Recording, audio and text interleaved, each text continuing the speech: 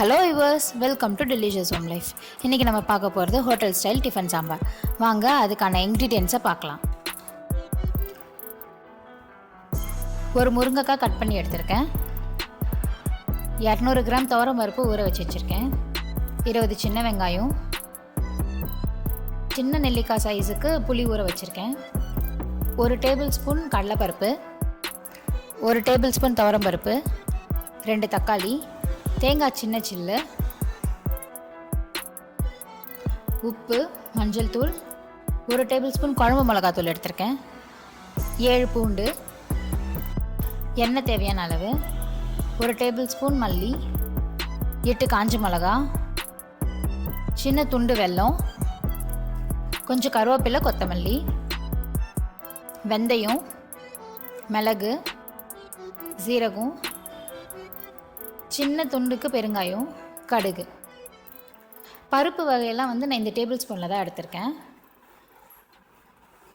இப்போ குக்கரில் பருப்பை வேக போட்டுடலாம்.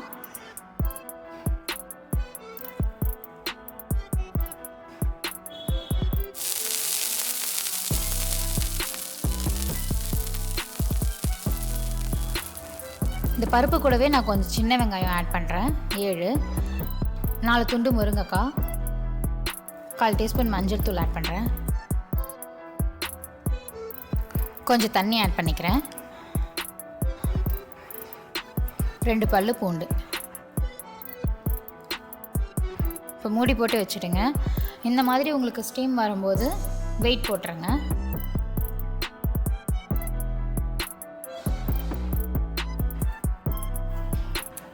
இப்போ ஒரு பேனில் நமக்கு சாம்பாருக்கு தேவையான மசாலாவை வறுத்துக்கலாம்.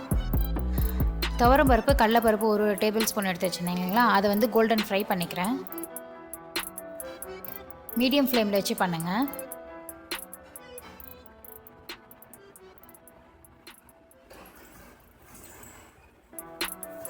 இப்போ இது ஒரு பிளேட்டில் மாற்றிக்கிறேன்.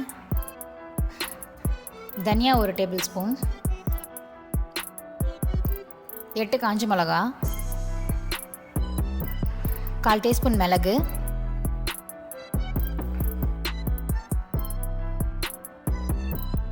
1/4 டீஸ்பூன் வெந்தயம், 1/4 டீஸ்பூன் ஜீரகம். இது எல்லாமே நல்லா ரோஸ்ட் பண்ணிக்கோங்க. வெந்தயம் மாதிரி உங்களுக்கு கோல்டன் கலரில் வரும், அது வரைக்கும் நல்லா ஃப்ரை பண்ணிக்கோங்க. இந்த அளவுக்கு ரோஸ்ட் ஆனதுக்கப்புறமா இது ஒரு பிளேட்டில் மாற்றிக்கலாம்.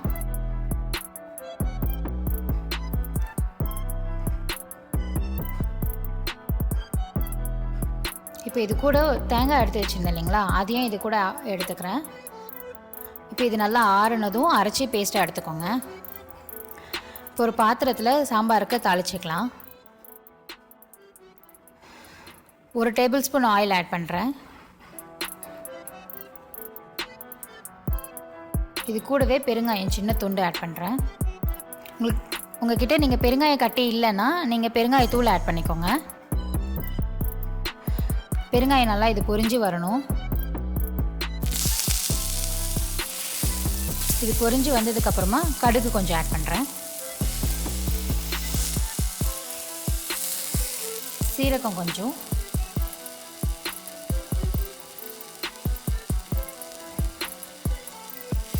வெந்தயம் கொஞ்சம்,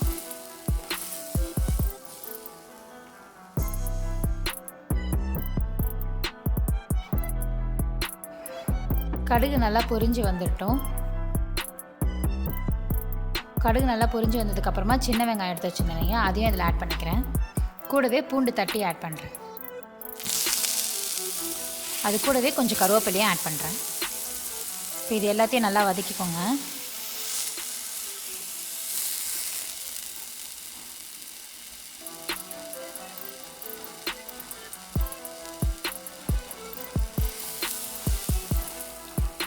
இது இந்த அளவுக்கு வதங்கினதும் 2 தக்காளி எடுத்து வச்சுருந்தேன் இல்லைங்களா, அதையும் இதில் கட் பண்ணி ஆட் பண்ணிக்கிறேன். இதையும் நல்லா வதக்கிக்கோங்க.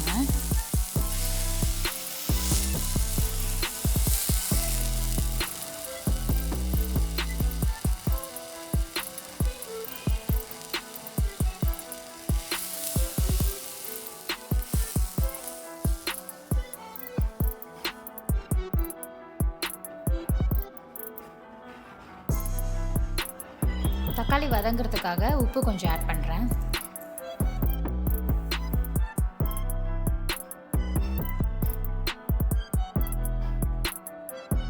மீடியம் ஃப்ளேமில் வச்சு நல்லா வதக்கிக்கோங்க.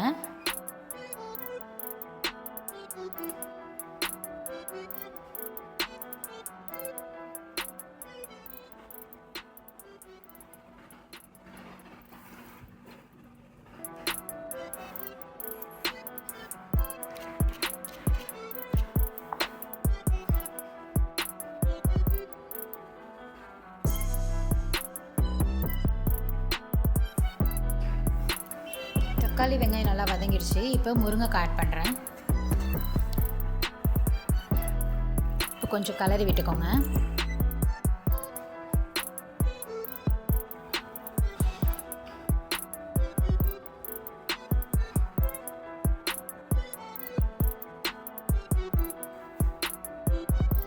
இது கூட குழம்பு மிளகாத்தூள் வந்து 1 டேபிள் ஸ்பூன் ஆட் பண்ணுறேன்.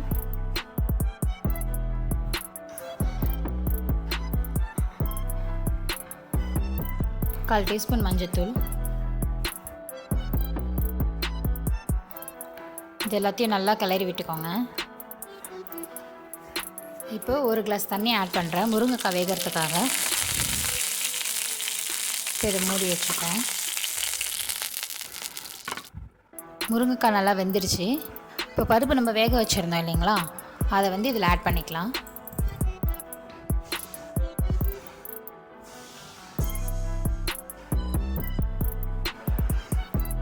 பருப்பு நல்லா வெந்துருச்சு பாருங்கள்.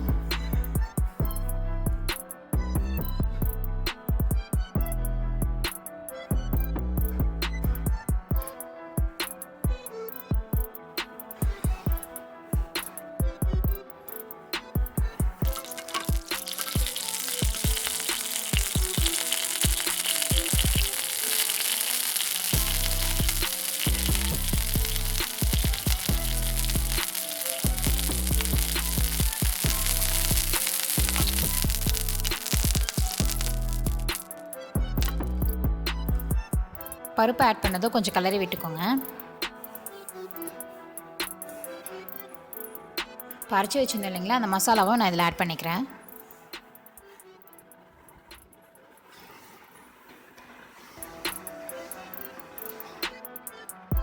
இதையும் நல்லா கலரி விட்டுக்கோங்க.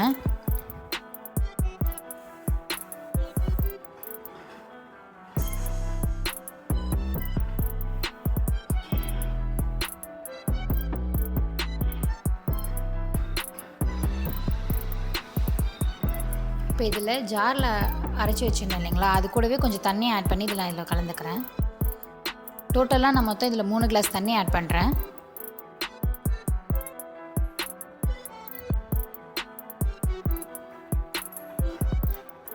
ஆல்ரெடி நான் ஜாரில் எல்லாத்தையும் மசாலா கலந்து தண்ணி ஊற்றிட்டேன். இப்போ கடைசியாக கொஞ்சம் தண்ணி ஆட் பண்ணிக்கிறேன்.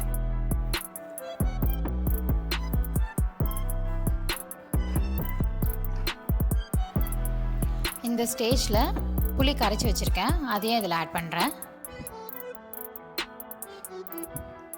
நல்லா கிளறி விட்டுக்கோங்க. இப்போ கிளறி விட்டதும் உப்பு கொஞ்சம் ஆட் பண்ணுறேன். ஆல்ரெடி உப்பு வந்து நான் தக்காளி வதங்கிறதுக்காக ஆட் பண்ணியிருந்தேன். இப்போ வந்து குழம்புக்கு ஆட் பண்ணுறேன். இது கொதி வரும்போது கொஞ்சம் கொத்தமல்லி ஆட் பண்ணிக்கோங்க.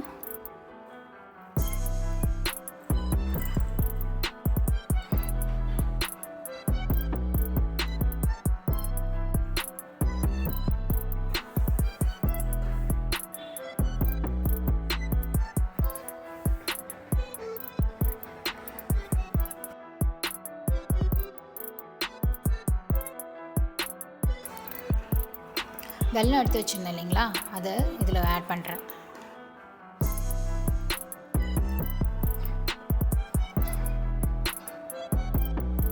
கடைசியாக 2 ஸ்பூன் நெய் மட்டும் இதில் ஆட் பண்ணுறேன்.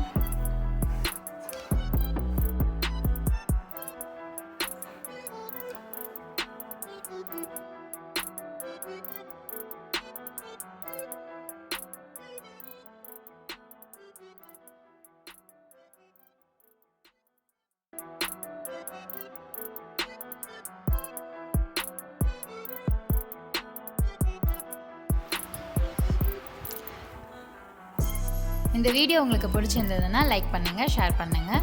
இது வரைக்கும் சப்ஸ்கிரைப் பண்ணாதவங்க சப்ஸ்கிரைப் பண்ணிவிடுங்க. கூடவே அந்த பெல் ஐக்கானையும் கிளிக் பண்ணிவிடுங்க. தேங்க்யூ.